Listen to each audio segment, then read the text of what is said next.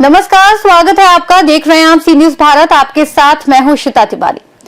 खरगोन में progressive pensioner association Madhya Pradesh ने गुरुवार को श्री राम धर्मशाला में अपना वार्षिक सम्मेलन आयोजित किया।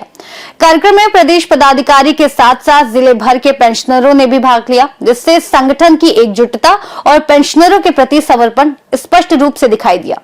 सम्मेलन का उद्देश्य वरिष्ठ पेंशनरों का सम्मान करना, उनके अनुभवों को साझा करना और संगठन के प्रति सदस्यों में समर्पण भावना को बढ़ावा देना था।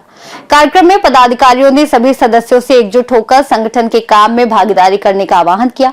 पदाधिकारियों ने कहा कि सामूहिक प्रयासों से ही सफलता मिलती है। सम्मेलन न केवल वार्षिक गतिविधियों का लेखा जोखा प्रस्तुत करने का माध्यम रहा, बल्कि नए सदस्यों और पेंशनरों में नई ऊर्जा का संचार भी किया गया।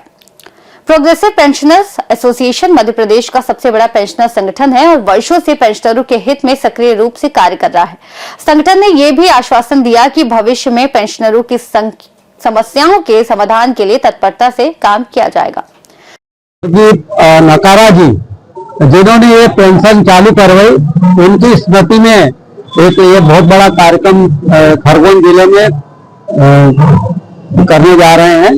इसमें जो है धार और खंडवा, इंदौर, भोपाल, जबलपुर सब दूर से हमारे पेंशनर साथी, प्रदेश के और संभाग के पदाधिकारी और पूरे जिले की 10-15 इकाइयों के भी पेंशनर यहाँ पर उपस्थित हैं। तो सभी का हमने साल श्रीफल और पुष्पहार से स्वागत किया और ये इसका उद्देश्य है कि हमारे में एकता बढ़े और हम शासन को चेताएं, हमारी जो समस्याएं हैं उन समस्याओं को जल्दी जल्दी निराकरण, इसके लिए हमने एक एकता के रूप में ये कार्यक्रम आज किया है। और इसमें हमने समस्त तहसील इकाइयों के अध्यक्ष का भी सम्मान करा, साथ में 81 वर्ष से ऊपर हमारे जो पेंशनर साथी हैं उन सभी का हमने सम्मान किया। समस्या हमारी बहुत सारी है, हम पहले से भी प्रधानमंत्री, राष्ट्रपति तक उनको पहुंचा चुके हैं, परंतु वो अभी मध्य प्रदेश की सरकार और छत्तीसगढ़ सरकार 49 धारा को समाप्त नहीं कर पा रही है। इसलिए हमें जो है वो महंगाई भत्ता समय पर नहीं मिल पाता है और इसीलिए और भी दूसरी भी बहुत सारी मांगे हैं। अगर शासन ने इसकी ओर ध्यान नहीं दिया तो हम आखिरी में उग्र आंदोलन करेंगे। 8वें वेतन में भी उन्होंने हमको छोड़ दिया है, तो हम इसका जिले स्तर पर तो विरोध करेंगे, पर प्रदेश स्तर पर भी आंदोलन करेंगे। प्रांताध्यक्ष बुदेलिया साहब और संभागीय अध्यक्ष सभी पधारेंगे। मैं मुकुंद सिंह सिसोदिया, पेंशनर अध्यक्ष जिला खरगोन। तो ये हमारा सौभाग्य है कि आज हम 6 साल के बाद यहाँ खरगोन में आए हैं और कार्यक्रम यहाँ पर हो रहा है, ये हमारे लिए अत्यंत प्रसन्नता की बात है। हम लोग जिस बात के लिए प्रतिशील हैं, संक्षेप में आपको 3-4 बिंदु बता देते हैं ताकि मतलब कार्यक्रम बाधित ना हो। पहला तो यह है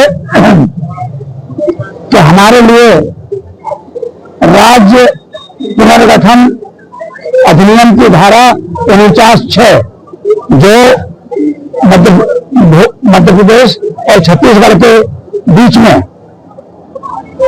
एक समन्वय पैदा करती है और सहमति की आवश्यकता होती है, जो कि मेरे हिसाब से गलत है। और कोई भी पेंशनर्स को लाभ देने के पहले ये बहानेबाजी चलती है कि छत्तीसगढ़ की स्वीकृति या मध्य प्रदेश की स्वीकृति, इसको विरोधित करना हमारा पहला काम है।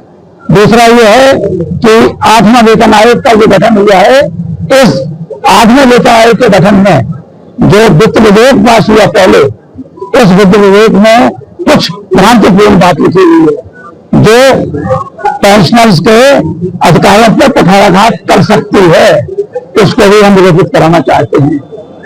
और अन्य मांगे हमारी हैं पुरानी, जैसे कि उदाहरण के लिए हम चाहते हैं कि दिए हमको या जो भी वित्तीय लाभ हैं वो समय पर दिए जाएं, अथवा अगर देर से देते हो तो एरियर दिए जाएं।